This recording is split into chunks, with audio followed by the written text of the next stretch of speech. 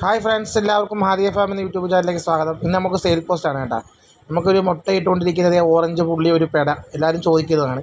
ഒരു പെടയും മുട്ടയിടാറായ നമ്മുടെ ഓൾഡ് ലൈനേജിൽപ്പെട്ട ഒരു പെടയും ഒരു ബ്ലാക്ക് ആൻഡ് വൈറ്റ് കാപ്പിരി പൂവിനും കൊടുക്കാനുണ്ട്. രണ്ട് പെടയും ഒരു പൂവിനാണ് കൊടുക്കാനുള്ളത്.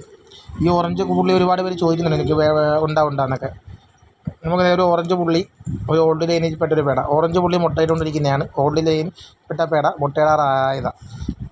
ഇതുവരെ പൊട്ടിയിട്ടില്ല. 5 മാസം കഴിഞ്ഞ് 5 മാസമൊക്കെ കഴിഞ്ഞിട്ടുള്ളൊരു പെടയാണ്.